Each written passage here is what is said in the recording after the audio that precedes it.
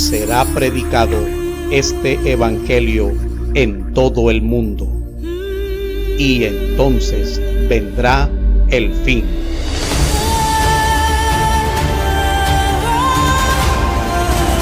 Iglesia Bíblica Pacto Eterno.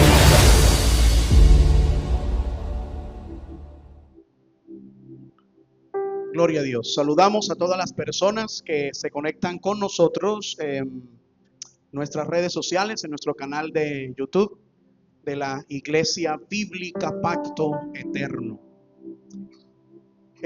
Estamos estudiando las Escrituras y hemos venido dados a la tarea de estudiar de manera secuencial la carta a los Romanos. Esta vez nos corresponde Romanos capítulo 3, versículo 9 al 20. Romanos capítulo 3, versículo 9 al 20. Cuando todos lo tengan, se colocan en pie, por favor, para leer u oír la palabra de Dios. Así honramos la palabra del Señor. Dice así la Escritura: ¿qué pues? ¿Somos mejores que ellos? En ninguna manera. Pues ya hemos acusado a judíos y a gentiles que todos están bajo pecado. Como está escrito: no hay justo ni aun uno, no hay quien entienda, no hay quien busque a Dios. Todos se desviaron, a una se hicieron inútiles. No hay quien haga lo bueno, no hay ni siquiera uno. Sepulcro abierto es su garganta, con su lengua engañan. Veneno de áspides hay debajo de sus labios. Su boca está llena de maldición y de amargura. Sus pies se apresuran para derramar sangre. Quebranto y desventura hay en sus caminos, y no conocieron camino de paz. No hay temor de Dios delante de sus ojos. Pero sabemos que todo lo que la ley dice, lo dice a los que están bajo la ley, para que toda boca se cierre y todo el mundo quede bajo el juicio de Dios, ya que por las obras de la ley ningún ser humano será justificado delante de él, porque por medio de la ley es el conocimiento del pecado. Ore conmigo. Señor Dios del cielo, Padre eterno, a ti y solo a ti sea toda la gloria por los siglos de los siglos. Honramos tu nombre, loamos tu nombre. Señor, hoy al leer tu palabra te pedimos, Señor, que nos ilumines para poder oírla, que nuestra mente, Señor, pueda comprender lo que tú, Señor, nos estás transmitiendo, la verdad de tu palabra. Tú has dicho que cielo y tierra pasarán, pero tus palabras nunca pasarán.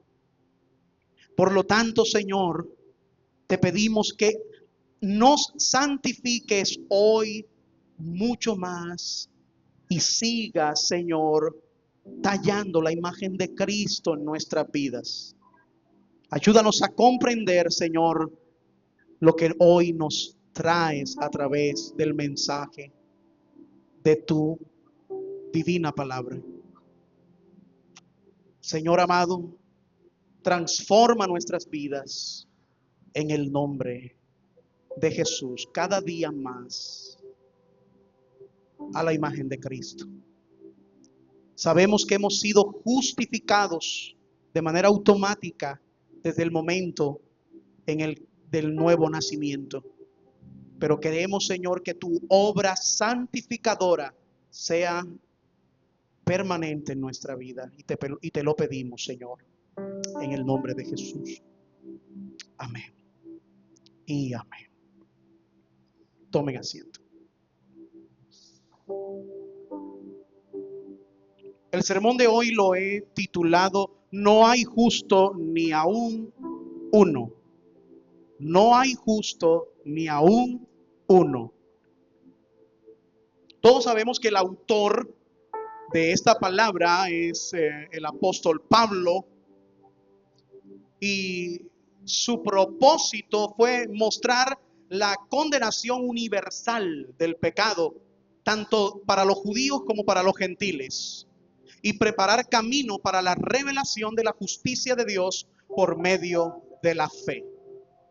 Ahora,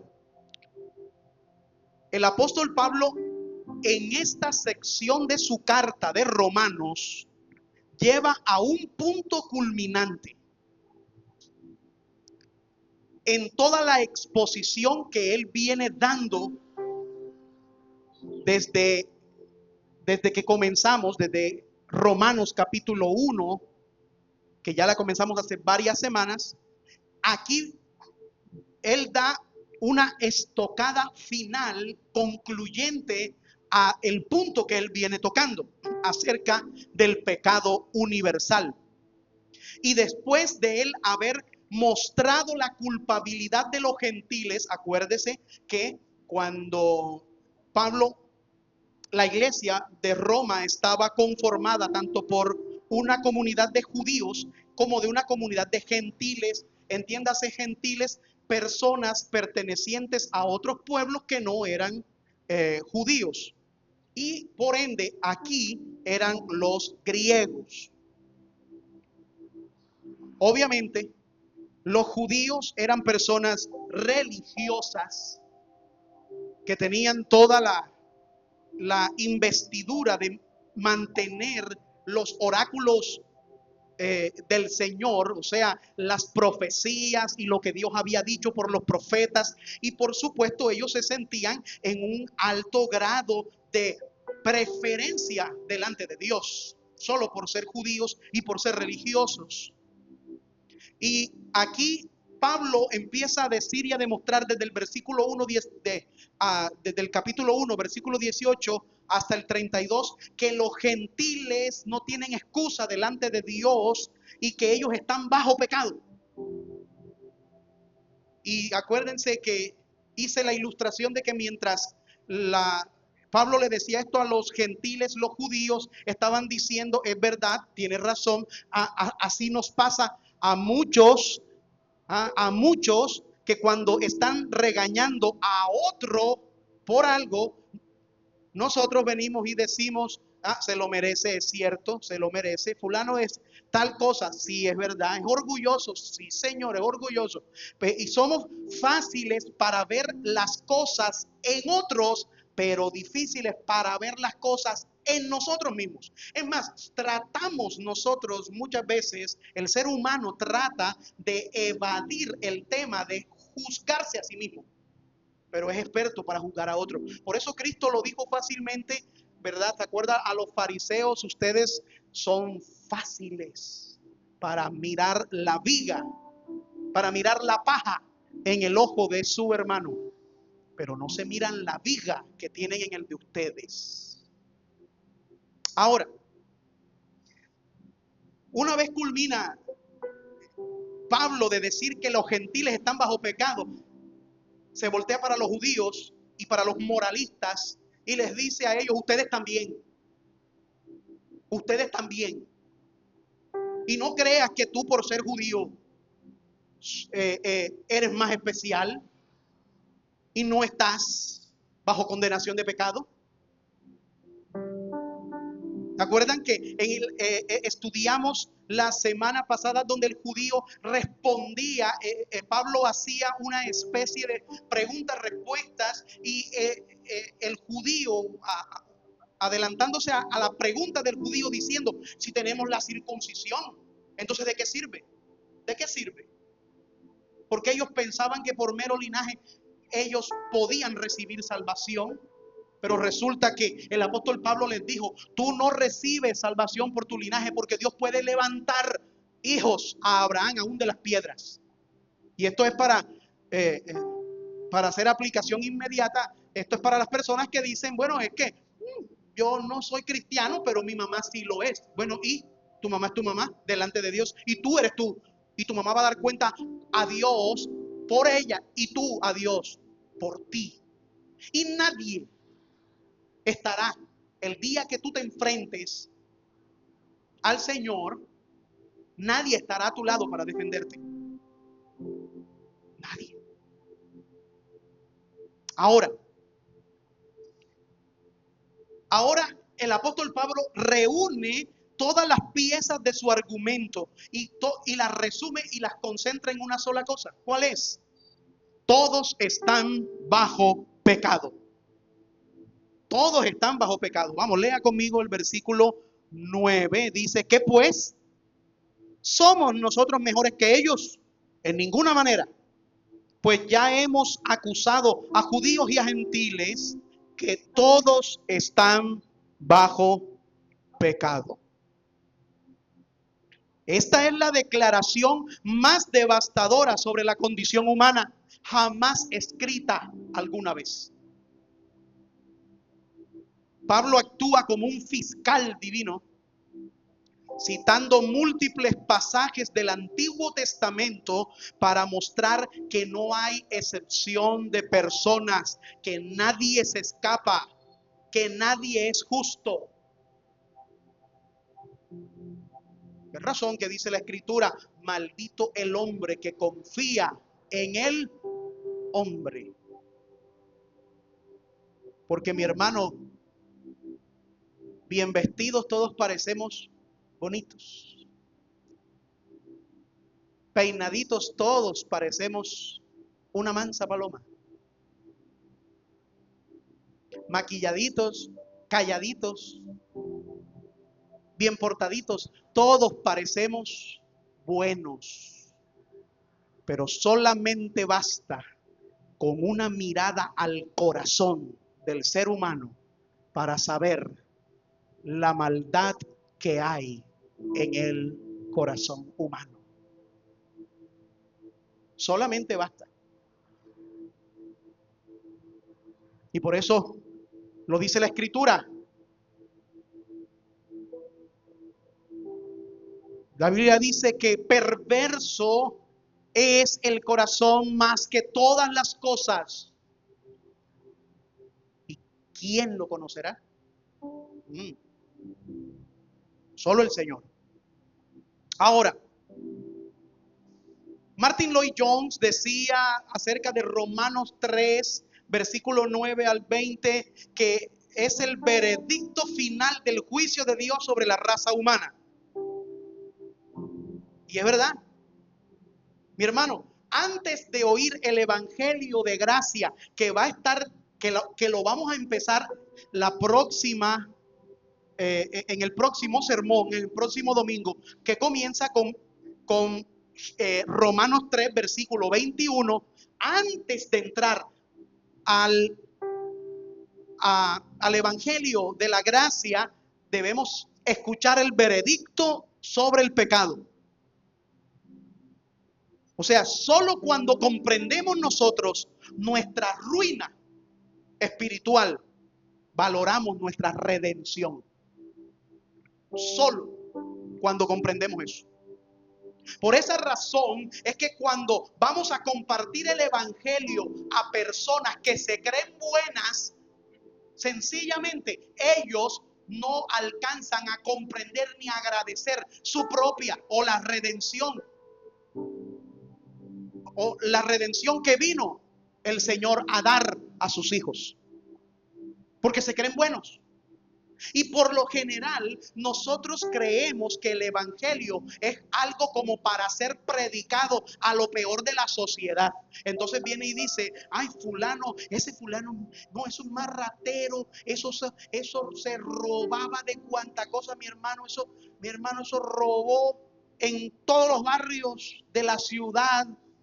Entonces, alguno que se imagina y cree que el evangelio es para esta clase de personas, para convertirlos en mejores personas, vienen y le dicen, ¿sabe una cosa? A ese es que hay que predicarle el evangelio. Pero si vemos a un jovencito o a una jovencita estudioso, bien portado,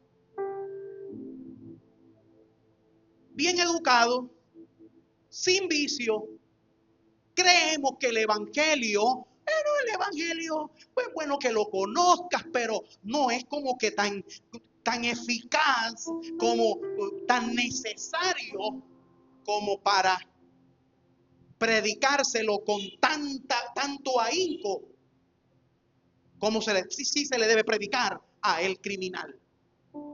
Y están equivocados, porque justamente esto fue lo que le sucedió a las personas que estaban frente a Jesús cuando él entró a una casa. Y era la costumbre judía que a las personas de alto grado de dignidad le lavaran los pies para poder entrar a la casa.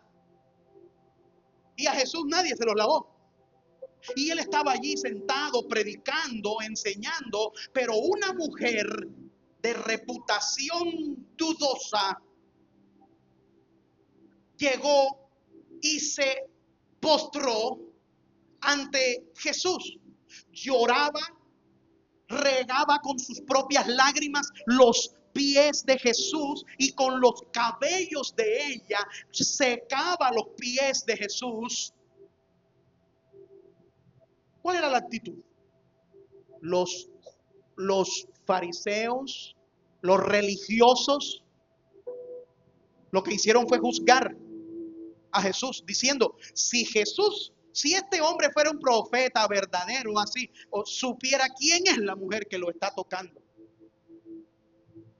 Y Jesús dice la Biblia que sabiendo lo que cavilaban en sus corazones, mire, que ellos no lo hablaban, ellos no lo decían, ellos sencillamente lo sacaban de su corazón. Por eso que Jesús dijo, no es lo que entra lo que contamina al hombre, sino lo que sale. Porque lo que sale del corazón. Porque del corazón salen las fornicaciones, los adulterios, los placeres mal habidos, los hurtos, las envidias, los odios. Eso sale del corazón. ¿Oyó? Ahora, Jesús, sabiendo lo que cavilaban ellos en sus corazones, agarró y le dijo, ustedes desde que entraron,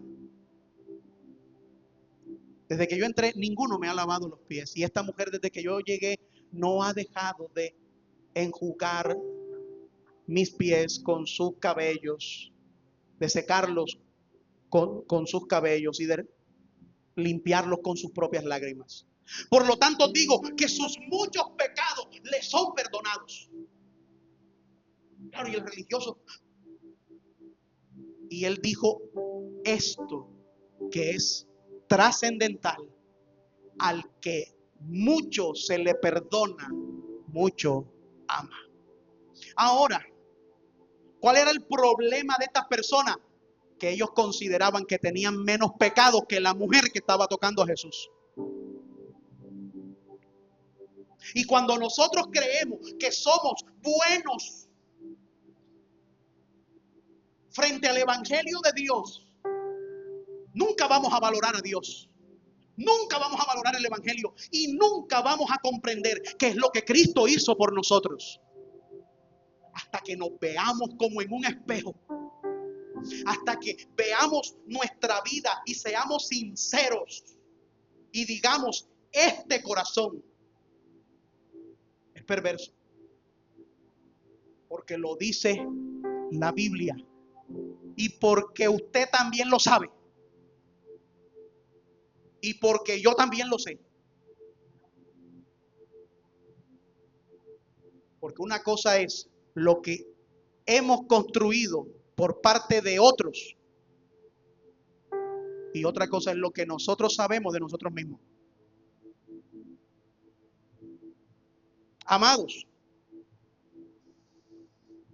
vamos a analizar el versículo 9 y cuando dice que pues somos mejores que ellos, en ninguna manera, pues ya hemos acusado a judíos y a gentiles que todos están bajo pecado. Esa palabra allí, que todos están bajo pecado, viene de el griego, la frase todos están bajo pecado, hipo amartian eisin. Ese amartian, de allí viene justamente la palabra pecado. Por eso en teología, la rama que estudia todo esto del pecado se llama armatiología. Por eso, porque viene de esa palabra. Eso se traduce como bajo el dominio. Bajo el dominio.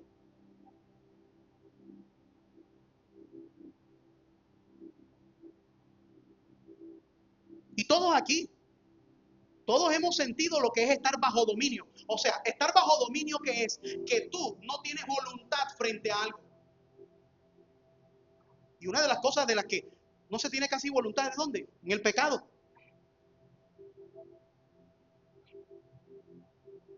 Ponga a dos jovencitos enamorados, solitos en la playa, sin padre, sin madre, sin abuelo, sin que nadie los conozca.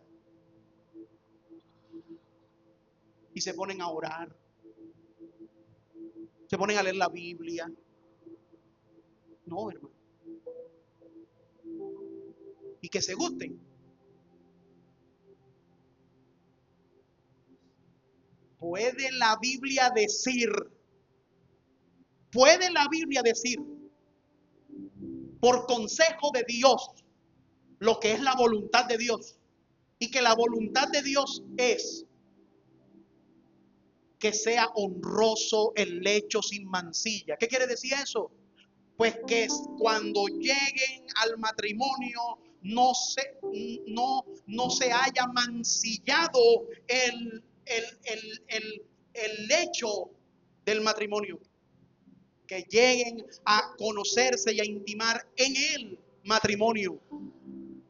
Bajo ese pacto, bajo esa bendición. Pero vaya a ver si el cuerpo, si el corazón dice, obedece a Dios, obedécelo. La palabra de Dios es verdad. Es más cortante que toda espada de dos filos. Mi hermano, se le olvidan los versículos, se le olvida todo. Y pareciera que con la mente dijeran una cosa, pero que con el cuerpo están desplazados hacia otra. ¿Por qué? Por el pecado. Por el pecado. Por eso que dijo el apóstol Pablo: ¿quién me librará de este cuerpo de muerte? Lo que quiero hacer, no lo hago. Y lo que quiero hacer, tampoco lo hago. Lo que no quiero hacer, lo hago. Y lo que quiero hacer, no lo hago. Y así es. Todas las disciplinas espirituales para tu alma, vamos, dispóngaselas. Te sale de un servicio oyendo la palabra y dice: voy a orar, voy a leer la Biblia, voy a hacerlo desde mañana lunes, lo voy a comenzar. Llega el lunes, la demora es que coja el control del televisor. Y esto es lo que está diciendo: bajo dominio. El pecado domina. Esto tiene una implicación aquí, porque traduce también como esclavitud. El hombre no solo comete pecado, sino que está bajo su propio poder.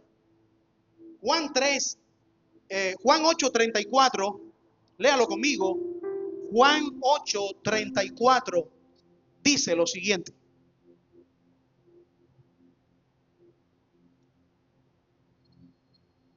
Dice: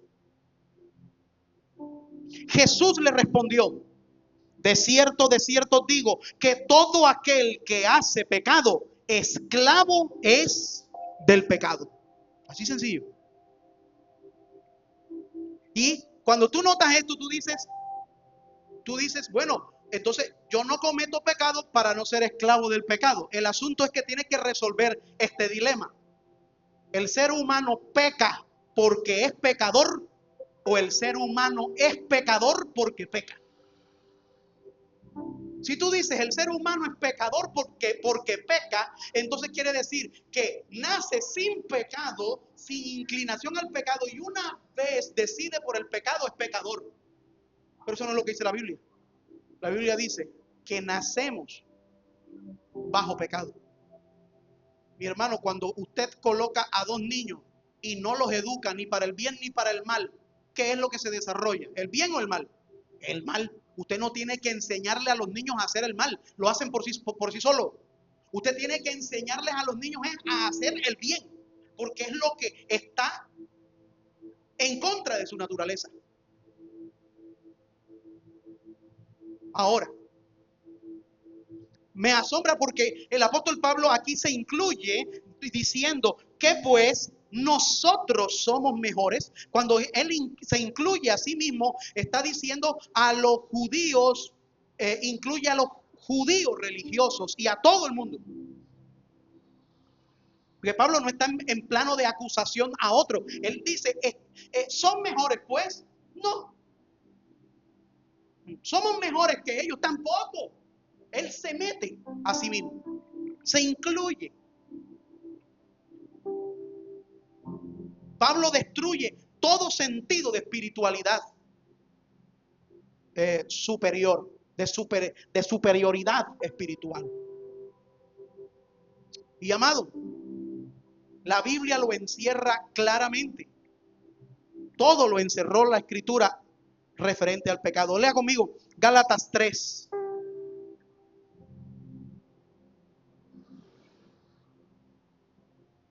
Gálatas 3:22. Gálatas 3:22 dice, mas la escritura lo encerró todo bajo pecado. ¿Lo encerró todo bajo qué? Bajo pecado, para que la promesa que es por la fe en Jesucristo fuese dada a los creyentes. Amado, nadie puede venir delante de Dios con sus propias obras. Yo soy bueno, yo no fumo, yo no robo, yo no tomo. Y lo que sale del corazón.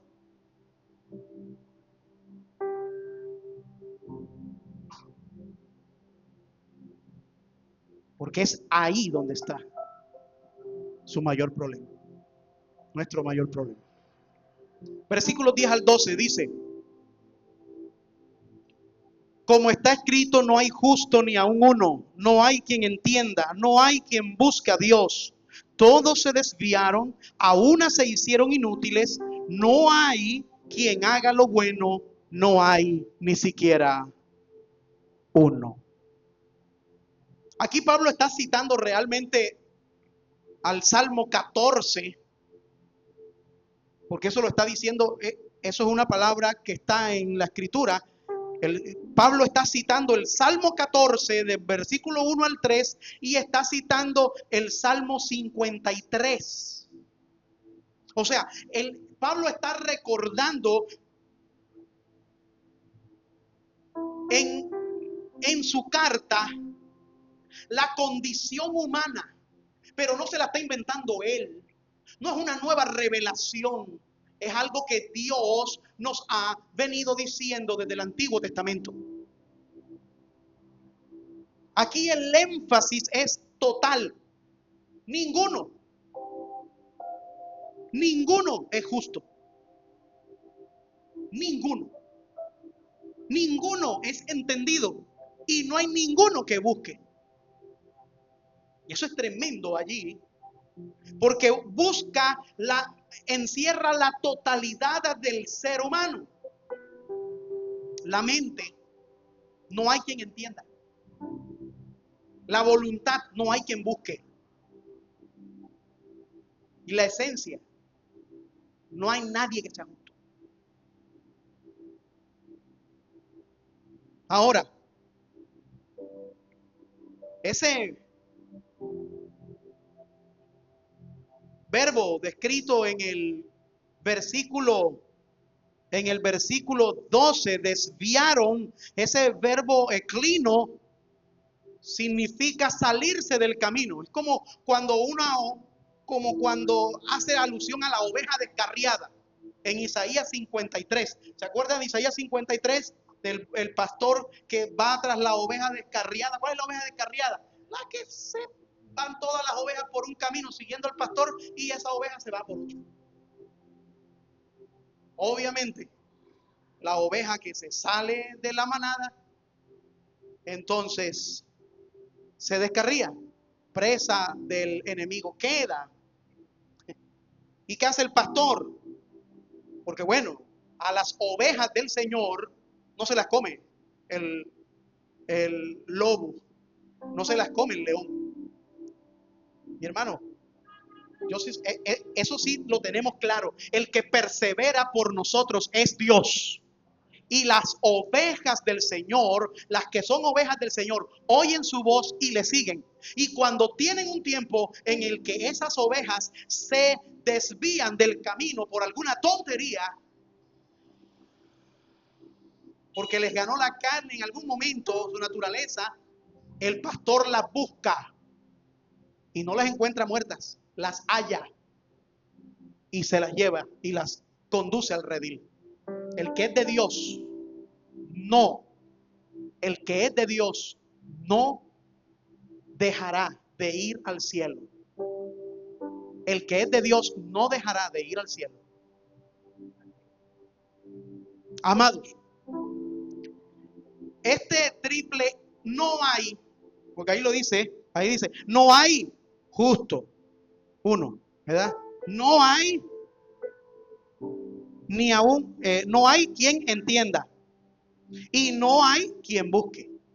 Ese triple no hay, lo que está hablando allí es que revela la condición total del ser humano. Y por eso es que nosotros creemos en esa doctrina bíblica,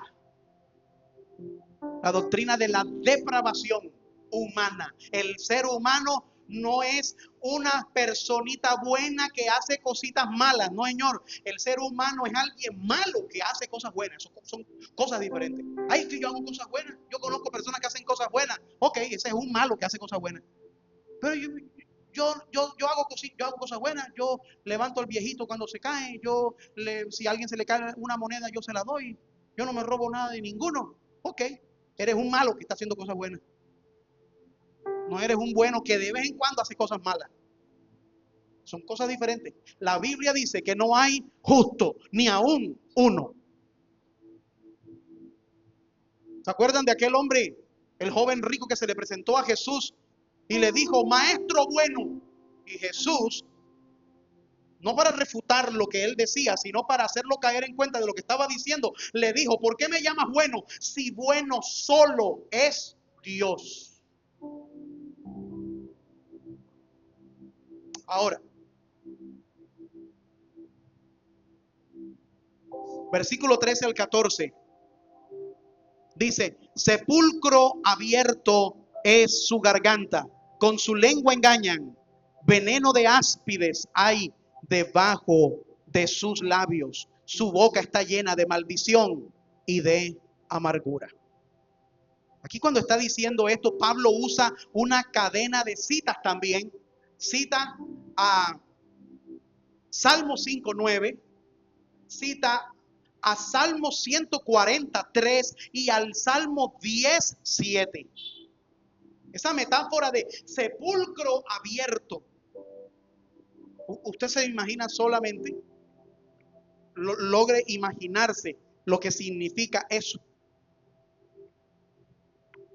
O sea, puede ser muy decorado, puede haber sido hecho con piedras preciosas, pero abra el sepulcro, por lindo que sea por fuera, ¿y qué se notará? ¿Qué saldrá del sepulcro cuando ha sido abierto? El hedor de la muerte que hay dentro. Eso describe la corrupción interior y que se manifiesta en el habla, porque la Biblia lo dice, de la abundancia del corazón habla la boca.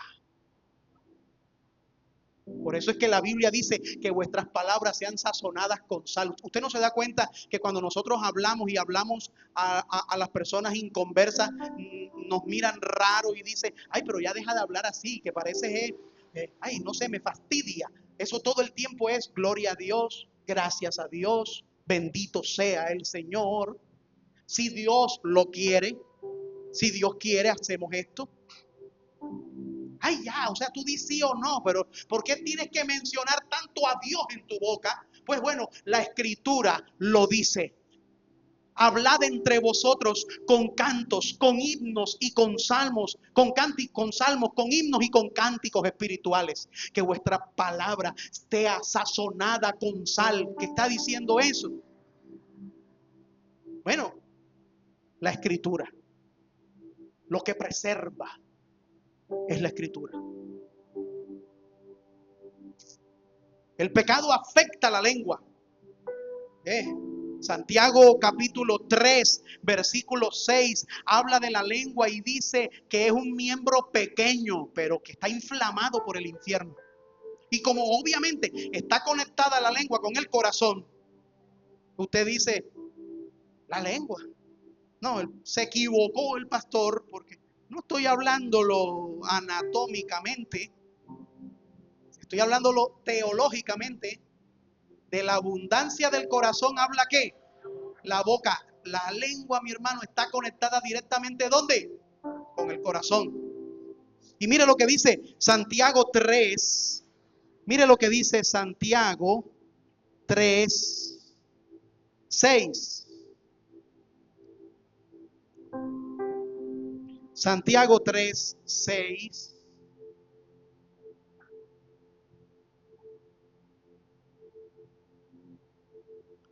Dice así.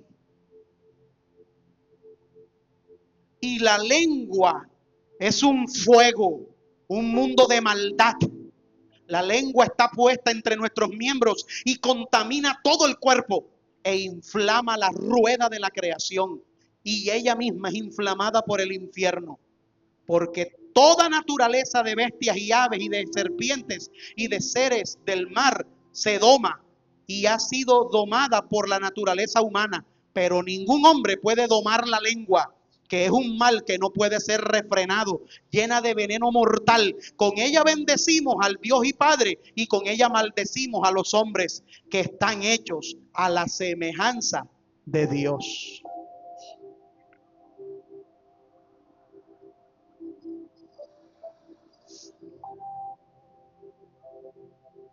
El 31 de octubre celebramos, no el Día de las Brujitas, celebramos realmente el Día de la Biblia. Es el Día de la Reforma.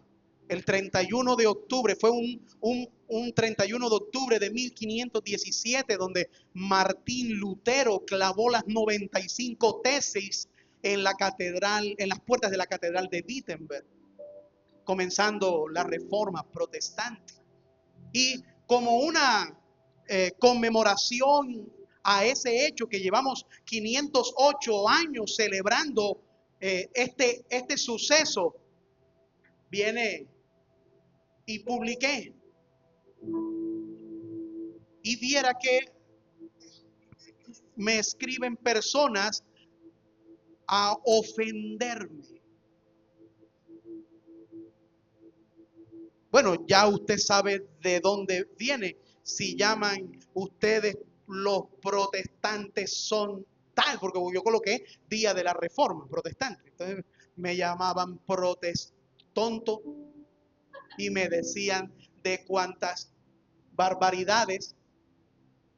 Pero como Dios no nos ha mandado a defendernos con nuestras propias palabras, está la palabra del Señor. Hasta para el infierno me mandaron. Y yo solo respondía lo que dice Jesús. Y yo os digo, cualquiera que diga a su hermano fatuo Pues, cualquiera que le diga necio, cualquiera que se enoje contra su hermano, será condenado, expuesto al lago de fuego. ¿Y sabe por qué pasa eso? Porque somos así, ligeros para ofender. La lengua. Mi hermano, la Biblia dice que el que refrena la lengua es varón perfecto. Y como no hay perfecto, sino solo Dios, vamos, usted puede hacer cursos de cómo refrenarse. Mi hermano puede hacer lo que quiera. Puede meterse en terapias de modificación de conducta y de cómo hablar. Mi hermano, algún día se le va a salir la naturaleza. ¿Por qué?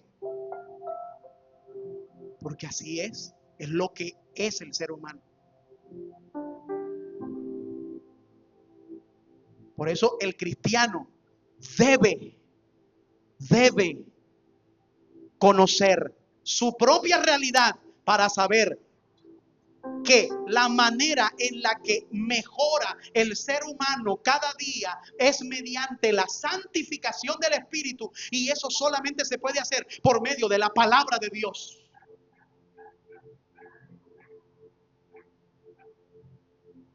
El corazón muerto exhala palabras de muerte. Lea conmigo versículo 15 al 17. Dice: sus pies se apresuran para derramar sangre, quebranto y desventura hay en sus caminos,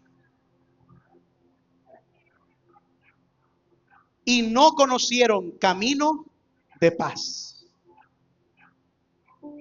Aquí está citando el apóstol Pablo a Isaías 59:7. El pecado, aquí está diciendo esto claro, este principio, y es que el pecado no solo contamina el pensamiento, sino que contamina la palabra y también contamina la conducta. El pecado afecta todo lo del ser humano.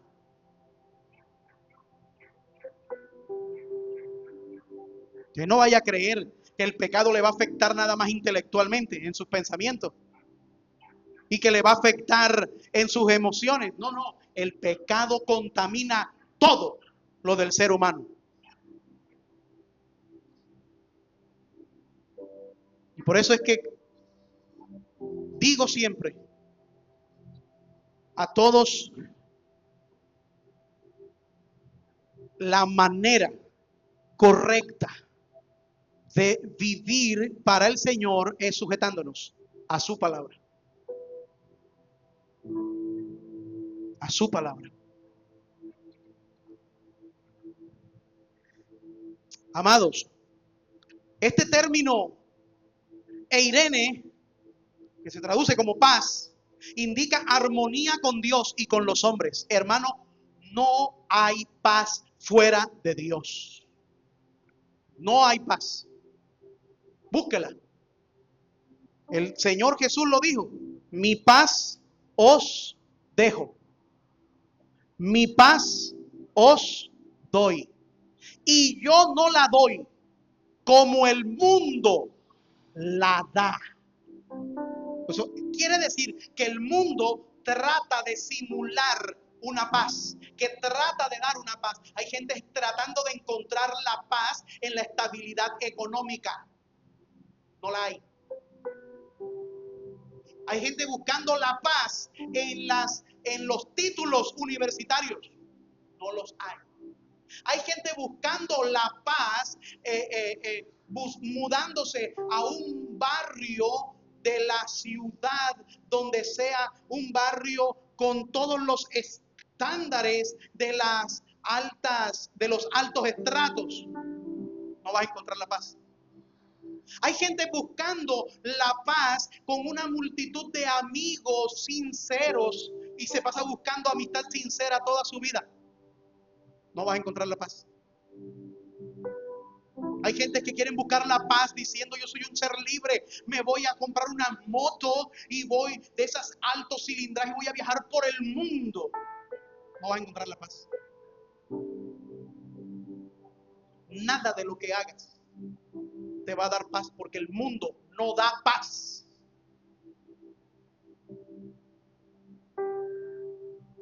Y otro dice, yo lo que necesito es un amor que me ame. Voy a buscarme una esposa, un esposo.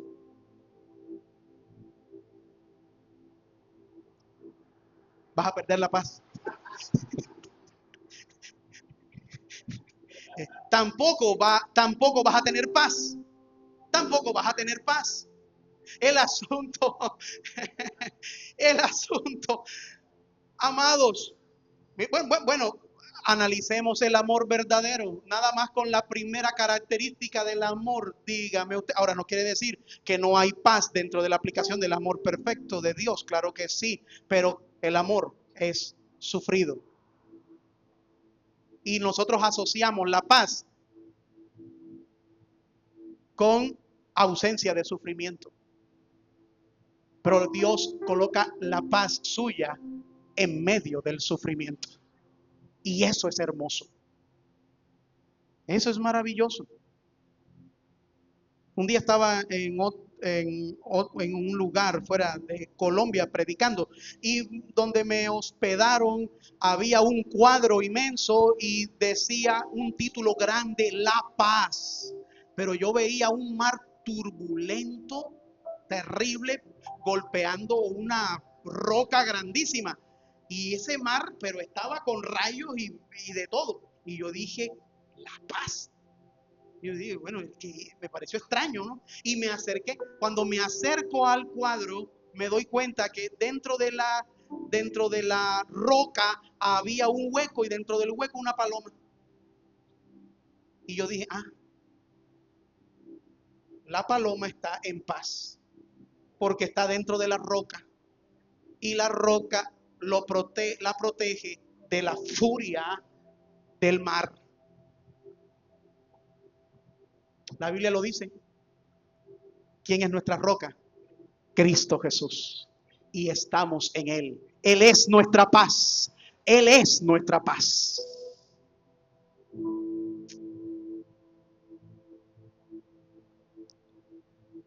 Versículo 18. No hay temor delante de sus ojos. Cita el Salmo 36:1 aquí. Y esta es la raíz de todo. Ausencia de temor de Dios. ¿Qué es lo que provoca todo lo que estamos hablando? Ausencia del temor de Dios. Amados, el principio de la sabiduría es el temor de Jehová.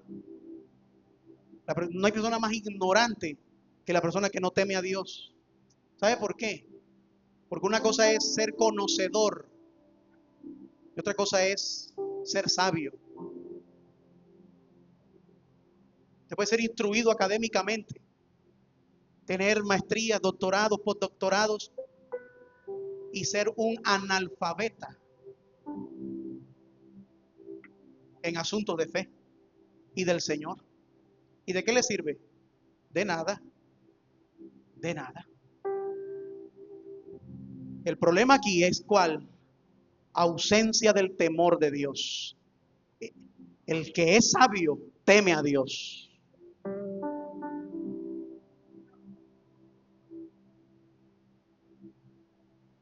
Y el que teme a Dios es sabio.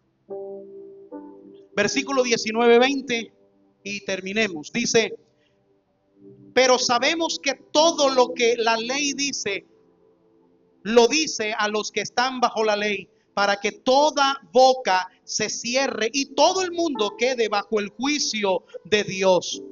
Ya que por las obras de la ley ningún ser humano será justificado delante de él, porque por medio de la ley es el conocimiento del pecado. Pablo cierra todo el argumento aquí de una manera. La ley no salva, solo revela el pecado. O sea, si usted está creyendo que tratando de practicar buenas obras para salvarse, usted se va a salvar, déjeme decirle, está perdido. Le espera el infierno. Nadie se salva por buenas obras. Ay, entonces debo portarme mal. Tampoco. Entonces, tienes que entender que la Biblia nos dice que somos salvos por la fe en Cristo Jesús.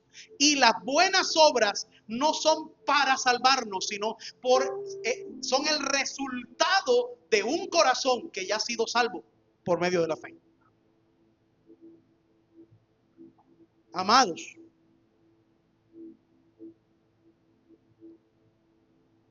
la palabra que ya lo habíamos visto, dikaiotestai, dikaiotesetai, que habla de ser declarado justo. Eso es un término forense. Y ahí dice ser declarado justo. Cuando somos declarados justos, somos declarados en Cristo Jesús. En Cristo.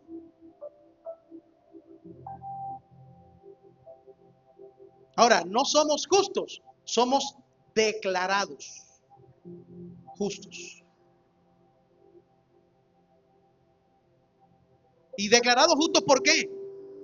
Porque otro que sí es justo tomó el lugar nuestro. Así que, mi hermano, la ley es solo un espejo. ¿Qué muestra la ley? Cuando tú lees la ley, ¿qué es lo que muestra? Lo pecador que tú eres. Eso es lo pecador que somos. Eso es lo que muestra la ley. Nada más comience por los 10 mandamientos y toda la ley. Y veamos lo que hay en el corazón. ¿Qué es lo que demuestra? Que somos pecadores. La ley lo que demuestra es eso. Pero la ley no limpia de pecado. Pero la justicia humana queda anulada. ¿Y queda anulada por qué? Queda anulada por esas dos declaraciones maravillosas que justamente están en el logo nuestro y que tiene que ver con el gran mensaje de la Escritura, y es con la sola gracia y con la sola fide. Sola gracia y sola fe. Mi hermano, por gracia somos salvos, no por nuestras obras, por medio de la fe. Y esto no es don nuestro, sino ¿de quién? De Dios. A Él sea toda la gloria. Así que, para concluir, apliquemos esto. Mi hermano, apliquemos el hecho de tener humildad espiritual, porque nadie puede gloriarse delante de Dios. Nadie. Tengamos humildad espiritual. Reconozcamos lo que somos. Tenemos que hablar el evangelio con verdad. No ese evangelio de Dios te ama tal cual como tú eres. Eso es mentira. Eso es mentira. Porque si Dios te ama tal cual como tú eres, tú no tienes que cambiar. No tiene Dios que hacer nada en ti. Quiere decir que ya tú estás salvo. Y eso es el peor error, decir esto. La Biblia lo dice. Y tenemos que entender por lo que leímos y aprendimos, que antes de predicar la gracia, debemos exponer el pecado. Acuérdense que el evangelio es una buena noticia que comienza con una mala noticia. ¿Cuál es la buena noticia? Que Cristo vino al mundo para salvarte. ¿Cuál es la mala noticia? Que tú estás bajo pecado y que el pecado hizo separación entre Dios y tú, y que tú estás condenado al infierno. Directo, camino al infierno. Sí, sin Cristo. Entonces, lo tercero es que tenemos que tener dependencia de Cristo, de su justicia, que nos libra del juicio. Tenemos que hacernos un examen personal. Realmente, ¿qué es lo que somos? ¿Qué es lo que profesamos? ¿Somos hijos de Dios? Y lo quinto, tenemos que tener una adoración profunda. Cuanto más entendemos nuestra propia miseria, más amaremos a nuestro Dios. Créase lo más bueno y menos amará a Dios. Créase que el evangelio llegó y que el evangelio debe estar agradecido con usted porque usted llegó. Entonces usted no ama a Dios. Usted no ha entendido el evangelio. Pero si usted cree que el evangelio llegó a su vida y que su vida es lo peor, de la miseria más grande, lo rescató el Señor, usted amará mucho al Señor y usted habrá comprendido su propia vida a través de las Escrituras. No se trata de posición, no se trata de educación, no se trata de moral, no se trata de eso, se trata de esencia, y la esencia está en el corazón. Ahí le dice. Así que, amados, no hay justo ni aún uno. Y solo cuando el hombre reconoce que no hay justo ni aún uno, incluyéndolo a él, es cuando está listo el hombre para oír lo que dice el versículo 21. Por ahora, pero ahora, aparte de la ley, se ha manifestado la justicia de Dios. Qué lindo y qué hermoso. Y eso lo reconoció aquel hombre esclavista que terminó siendo un gran hombre de Dios, que compuso un himno llamado Sublime Gracia. Antes vendía a esclavos y después trabajó incansablemente por abolir la esclavitud. Y este hombre compuso aquel himno que dice: sublime gracia del Señor, que a un infeliz pecador salvó. Fui ciego, mas ahora veo ya. Perdido, y Él me halló. Colóquese en pie.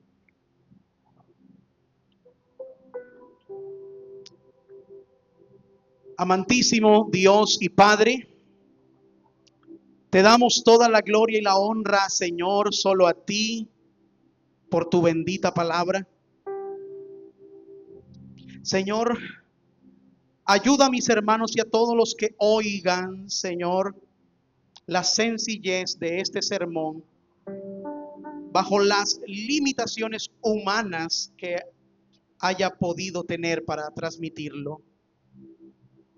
Pero es tu palabra y tú eres el que produce, Señor, en nosotros la fe para despertar ante las verdades de tu palabra. Permite, Señor, que a todos aquellos a los que a bien, Señor, has designado, destinado, Señor, para vida, al oír tu voz por medio de la Escritura, Señor, sean resucitados.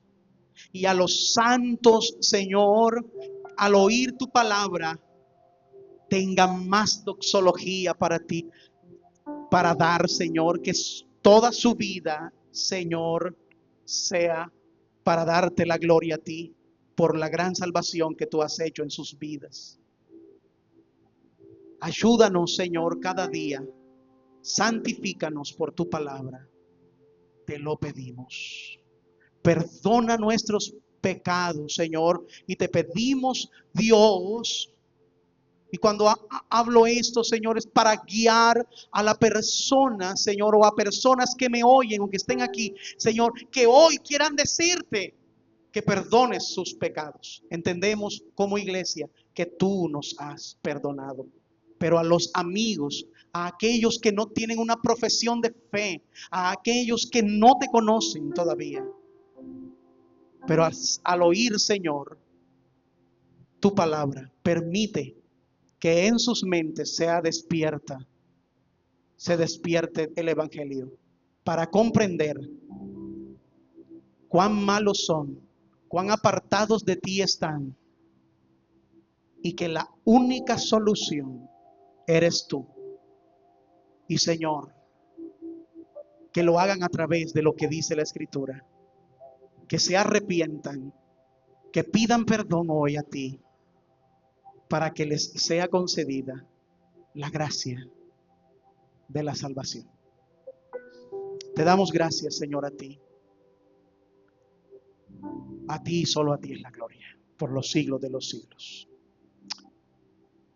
Amén. En el nombre de Jesús, te honramos. Amén.